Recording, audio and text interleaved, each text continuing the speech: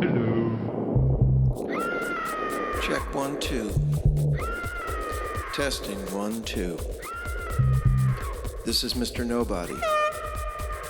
Podcast number 12.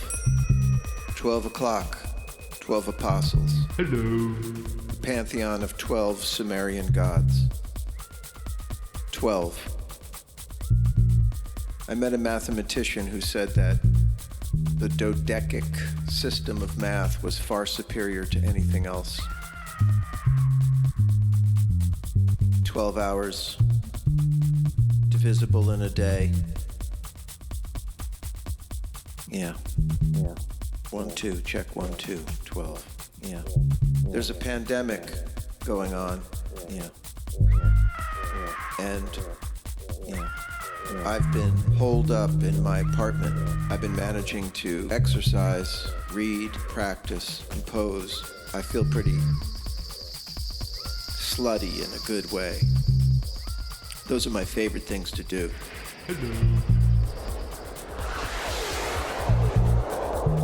We can't be kept from our favorite things. Some of our favorite things are very secret and private. In fact, I think that there's probably a list of favorite things that you have, that I have, that are on the private list, and then a set of favorite things that are on the more public list.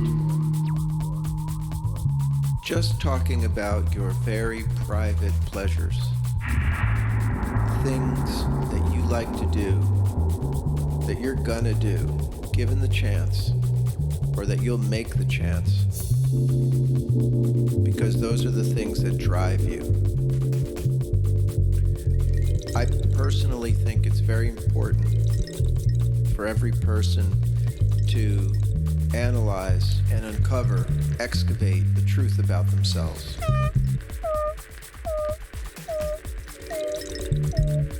You're down here riding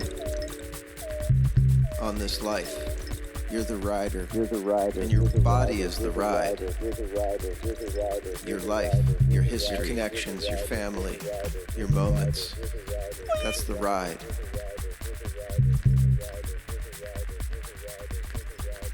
I discovered this interpretation of existence really from the moment I got that phone call telling me that my son was deceased. My brain scrambled. On one hand, I had to take in the information because there was a cop on the other end just laying it out for me. There wasn't much room for denial. There was a lot of room for truth. Pure truth. You know that word prima facie? I should look it up. Just to paraphrase its meaning, it means that on its face, you see it for what it is. And although we're often told contradictory things or seemingly contradictory things, like you can't judge a book by its cover, we often can. Sometimes the way something looks is the way it is. It doesn't go much deeper because the depth is already there.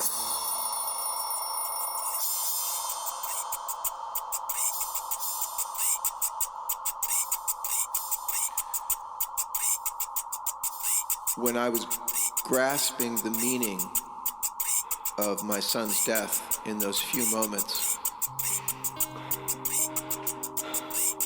I really felt how all existence, everything that inhabits a period of time,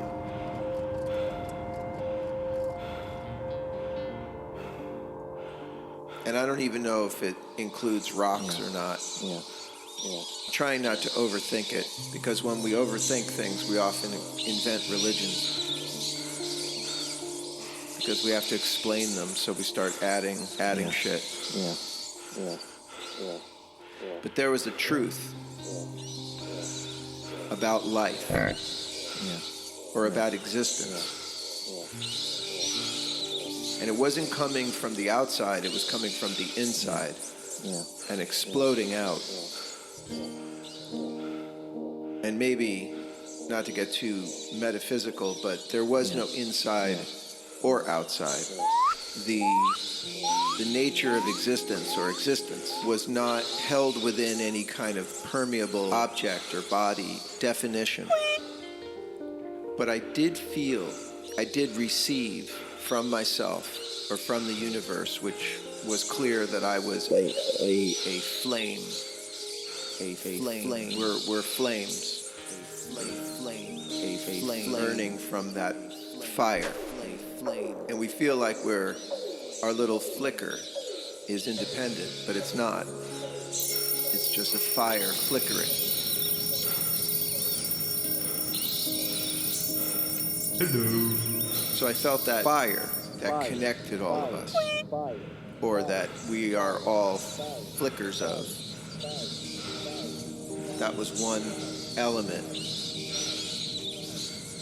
And then the other thing, although it's the same thing, is that we are riders. That flame is riding upon our identities, our existence. Hello. Our particular lives, whatever they might be. An armadillo, a gorilla, a snail, a moth, a human. Yeah.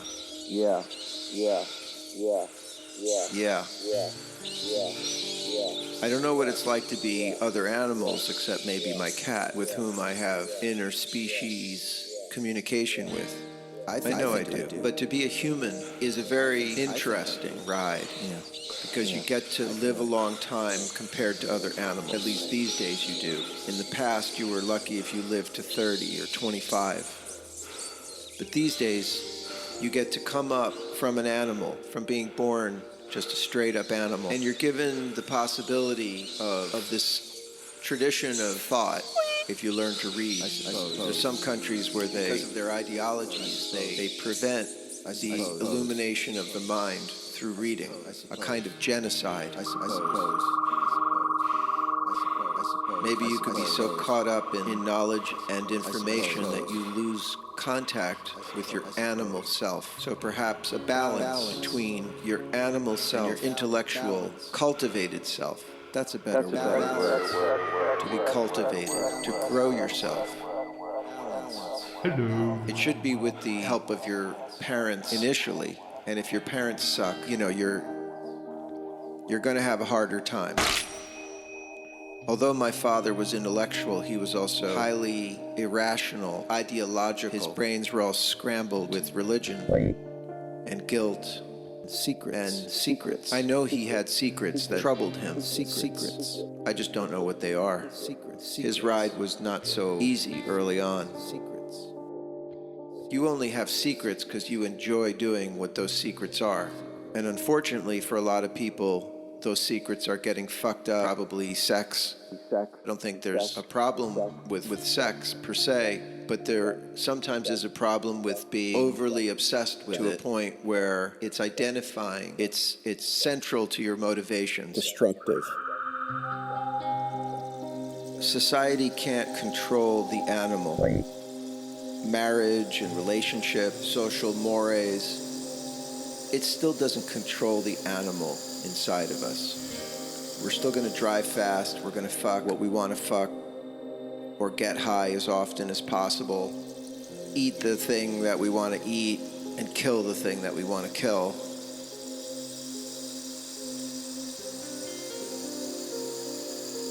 Unless we control ourselves.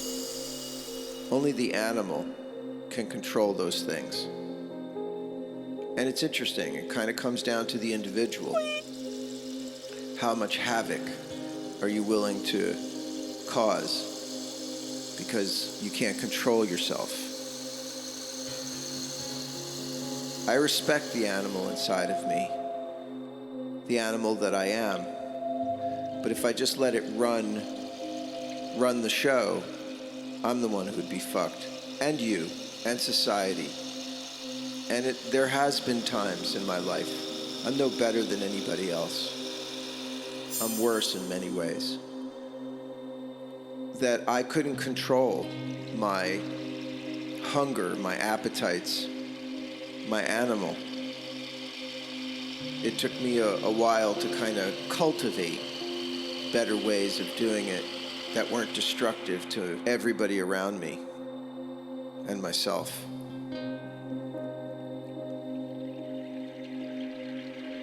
It's interesting. I don't know if I've ever revealed that about myself out loud. But somehow speaking out loud is the way that we dispel a lot of the power that these urges, these impulses have over us.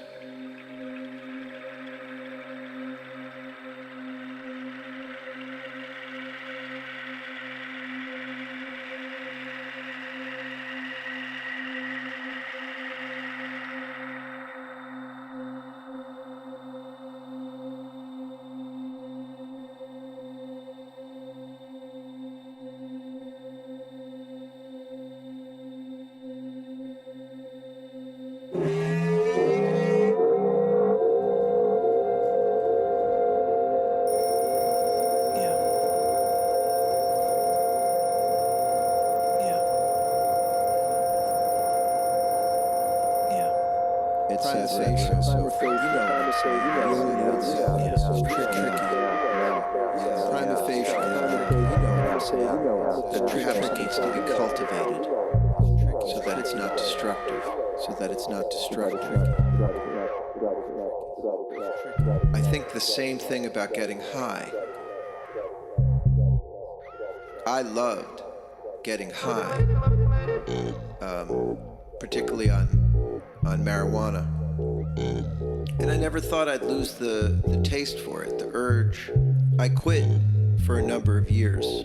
And then I found a bud under a couch in my house. And obviously it belonged to my son and his friends, who were probably like 15 or 16 at the time. And I started smoking again. And initially it was really great. And when I say initially, I mean, I don't know, for a month. It dumbed me down, just straight up. You know, my ability to use my mind to find the truth of things. And it slows your body down, your lungs down. And then it becomes coupled, at least for me, like weed became coupled with things, like sex, or drinking, or playing music. Things. I'd smoke all the time, so maybe it's just, if you're doing it a lot. At least I was. To find a big waste of time.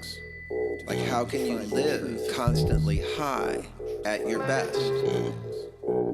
And the answer is, you cannot. To find the truth of things. To find the truth. And I know weed smokers who just straight up fucking lie about this. They're like, yeah, it's good for you. Lying. Shrinks tumors. I'm like, where's your fucking tumor? The tumor is coming. It isn't here yet. The only tumor that you're shrinking is your brain. I was just maintaining a certain habit. Because it wasn't like that bud I found under the couch. When I smoked it, I just went, woo! I'm like, I'm gonna play guitar all night. Which, by the way, I did. That night, I played my guitar till like 4 or 5 in the morning. As long as that bud lasted. All my emotions were colorful, marveling at what have you, 6 strings. But I did not produce anything of value. And here's the thing. Weed is fun. You think it's going to make you more creative and more in touch with your emotions, and maybe even able to release some of the repression that you have. But it doesn't. No drugs do. They block you. They stop you. It is my experience that the more I chased after an artificial inspiration or inspiration enhancer, the more it took me the other direction. How do I know this? Because I'd listen back to what I made the night before. Unusable. largely unusable shit. But when I finally gained some control over my animal, I noticed how much productive work there was. The happiest or the most high I've ever been was not when I was on some artificial substance, either ideological or chemical, but just let my biology fuck alone. Hello. Stop injecting it with artificial shit. And you could say, yeah, pot is natural. Arsenic is natural. There's a lot of poisons that are natural. Why don't you lick fucking tarantulas? They're natural. So drugs disconnect us. Being on a jag disconnects us. Running after something to repeat an experience instead of cultivating your animal disconnects us. It disconnects us from one another. It disconnects us from nature and therefore ourselves, because we're just nature. So here we are, fucking animals running around, jabbing shit into our body, squirting poisons into our body to get high so that we feel, I don't know, better. It's fucking ridiculous. It's like the zombie apocalypse. Anyway, where was I?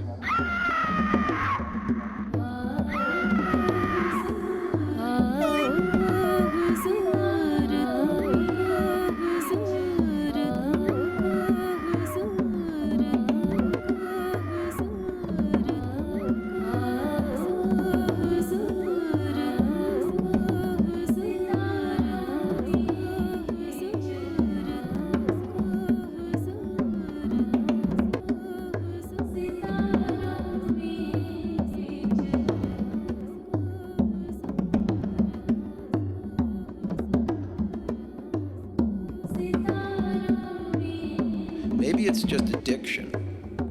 Like if you're addicted to something, it's driving. It's taking the ride. And your rider, you, the rider, has been hijacked by whatever substance you have allowed, like a vampire, into your home.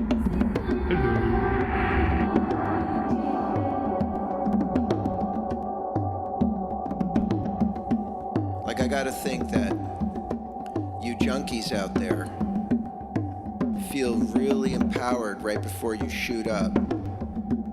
And then as you're getting high, it's like, yeah, but right after it's like, oh shit, I suck all over again. Just like I felt. Maybe to a little lesser degree as a cigarette smoker, as a fucking boozer, and as a pothead. Those things ruled me, man. They ruled my life. I wasn't really making the music I could have. I wasn't exercising, and I was not cultivating my intellect, because that shit dumbs you down. And not just for when you're doing it, but, you know, all the time, because it's just in your system. You don't really need it. You just think you need it. That's a good point. You think you need it. You think your life is so shitty that you deserve to medicate. After my son died, I allowed myself to drink alcohol. And more people die from alcohol than any of these other bullshit drugs. Heroin, meth, crack, whatever. Alcohol is what kills more people than any other drug, because that's what it is. It's a drug. And a behavior. It's a behavior. Alcoholism is not like something out there. It's a behavior. Just like drug use. It's not something out there, like catching a virus or the fucking plague. It's a behavior that starts in your mind. I know my son thought this out, sort of. Not enough. You're not gonna kill pain. You're gonna make pain. But I drank to kill the pain, which it did not do. The pain is still here, and a big part of the pain is living with the knowledge that my son my own flesh and blood, someone I considered a mirror, bought into this shit, into this bullshit that somehow mainlining fentanyl or whatever fucked up bullshit you're buying off the street, because drug dealers are murderers. They don't give a fuck about you. You're just a piece of meat to them. You're just a meal ticket, a way for them to have sex and get your fucking money. And fuck you. That's all you are to them. A worm. A number.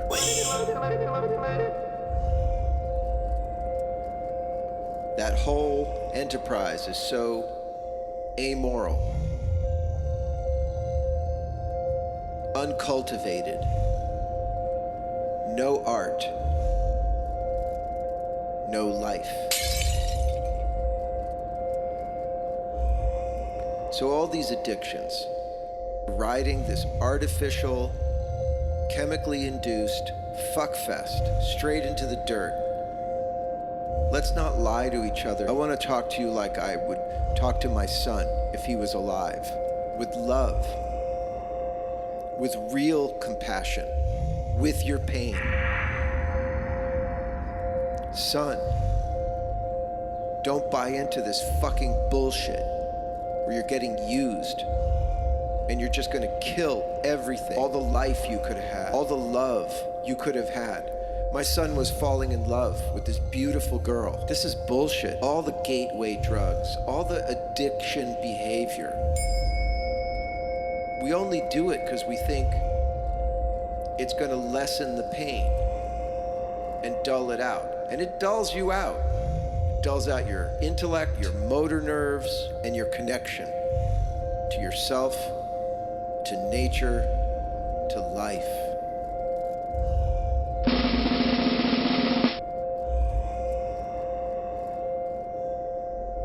It breaks my heart. I feel my heart broken.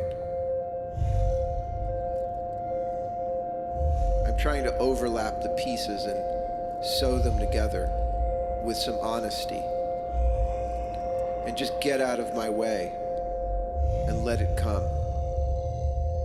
Try to reach my son back through time and say, don't.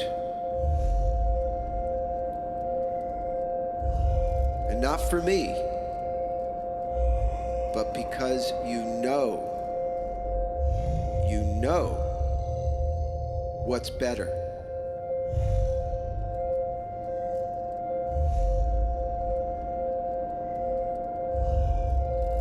If I could go backwards through time, I would tell my son that this is what you're leaving behind. You're not gonna hover over this. You're not gonna live in some fucking paradise. You're just gonna leave behind a heartbroken world that will move on without you. But it won't be a better world. It'll be one more empty of the possibilities you took away from it with your choices. With your choices. I'm your father. Is this what you want? I hope I can die with some dignity and some love for you still intact. I'm your father.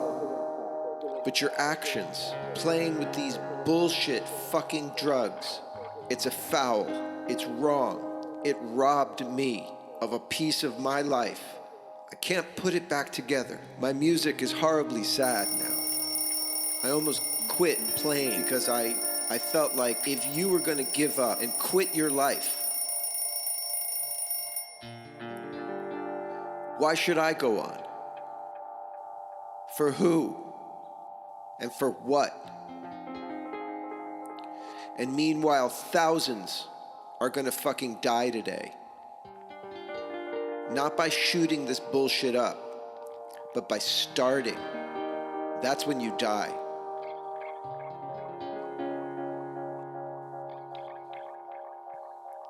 How could you do that? I thought I knew you. How much pain can you allow yourself to think you have to take away your own life? I don't get it. I was sexually abused and had a fucking truckload of excuses. Fuck that. If your parents suck and they're shitty people, don't lie to yourself about that. Get away from them. If your friends are enabling you and dragging you down into this abyss, this hell, get away from them. The drug dealers, they should not be allowed to operate. They're the enemies of society, of cultivation. There is no artful drug dealer out there. They're fucking murderers and users, and you're their target.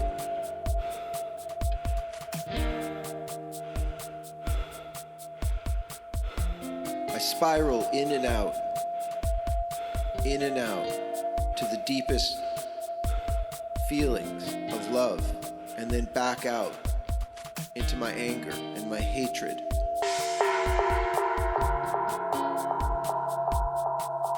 It's one circle. No beginning, no end.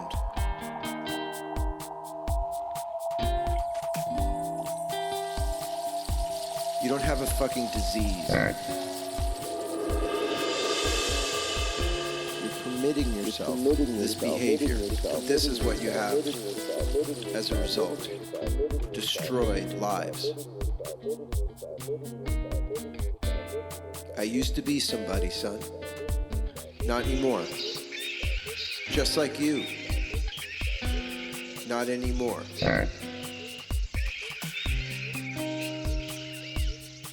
No more prayers, no more fucking benches or memorials.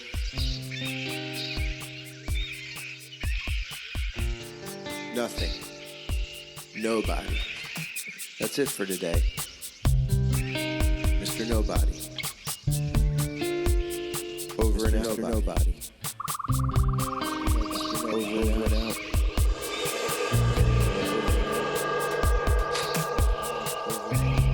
What would you have done? Where would you go with no place to run? When all that's left is a photograph. The tears begin and it hurts to laugh. You're standing in the aftermath. Ooh, ooh. What would you say with your final words? How could you turn around this universe? How could things get any worse? You're drowning in your family curse. Time goes in reverse. Ooh, ooh. Hear the brightest sound. All the lessons that we've learned.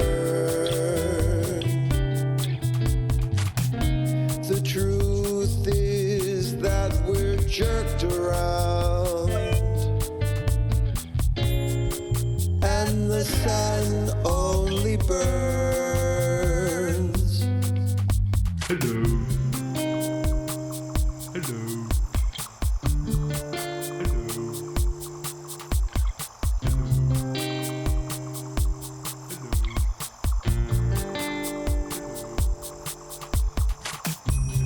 Who would you have loved and given it your all?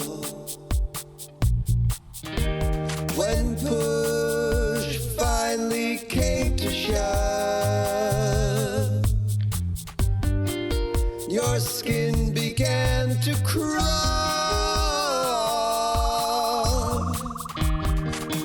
Don't roll your eyes above.